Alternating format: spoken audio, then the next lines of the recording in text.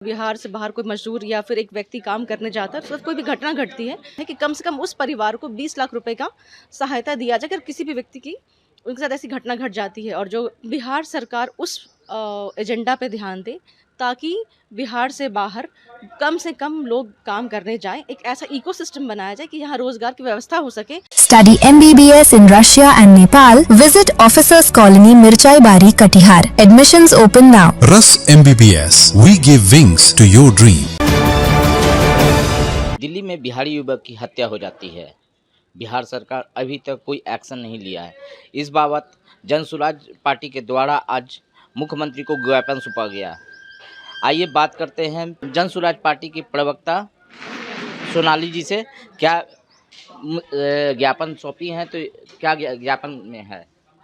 जी, जैसा कि press conference बहुत ही विस्तृत तौर पे बताया गया है कि जो भी पीड़ित परिवार हैं, अगर कोई भी बिहार से बाहर कोई मजदूर या फिर एक व्यक्ति काम करने जाता है तो कोई भी घटना घटती है तो उसके लिए मुआवजे का प्रावधान तो है ही, बट हमने उस मुआवजे को बढ़ाने की बात कही है क्योंकि बिहारी जीवन की जो कीमत आज तक लगाई जा रही है वो 2 लाख 1 लाख या फिर हमने यही देखा है। लेकिन एक परिवार के कमाने वाले व्यक्ति की क्षति जब होती है या फिर उनकी जान जाती है तो एक परिवार पर कितना बड़ा शौक आता है इस सरकार को शायद अंदाज़ा नहीं है। और उस परिवार उस शौक को झेल सके क्योंकि उससे तो जीवन भर रिकवरी नहीं कर पाएगा, उससे बाहर नहीं निकल पाएगा, लेकिन कुछ उसे राहत मिले, इसलिए हमने ये प्रस्ताव रखा है कि कम से कम उस परिवार को 20 लाख रुपए का सहायता दिया जाए अगर किसी भी व्यक्ति की उनके साथ ऐसी घटना घट जाती है। और जो जैसा कि कहा गया अगर गंभीर रूप से कोई व्यक्ति घायल होता है तो उसे 10 लाख का प्रावधान किया गया है सहायता के लिए।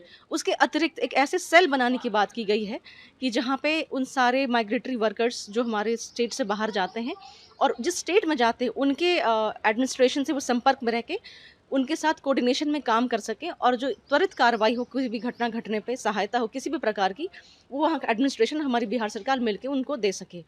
और ये इसके अलावा हम ये भी कहना चाह रहे हैं कि जो बॉडीज़ ऑलरेडी अवेलेबल है, जैसे माइग्रेशन के लिए हमने देखा कि बहुत जगह पे हमारा एक माइग्रेशन का एक सेंटर होता है स्टेशंस पे या फिर हर जगह पे, उसे भी हम थोड़ा एक्टिव करने की बात कहेंगे। और सबसे इम्पॉर्टेंट बात यहाँ पे ये है कि हम इस बात को फर्स्ट डे से लेकर आज तक यही कहते आ रहे हैं, बिहार सरकार उस एजेंडा पे ध्यान दे ताकि बिहार से बाहर कम से कम लोग काम करने जाएं, एक ऐसा इकोसिस्टम बनाया जाए कि यहाँ रोज़गार की व्यवस्था हो सके ताकि जिसे हम फोर्स्ड माइग्रेशन कहते हैं, जिसे ज़बरदस्ती उन्हें अपने शहर से बाहर जाना पड़ता है, उसका दंश वो ना झेले।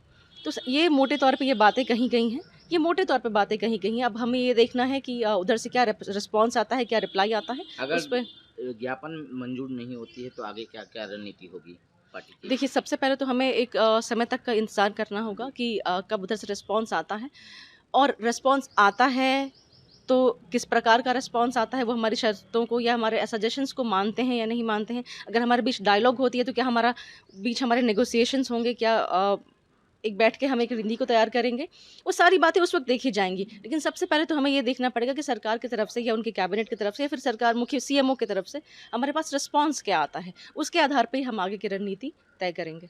तो आपने सुना सोनाली मैम ने क्या कहा।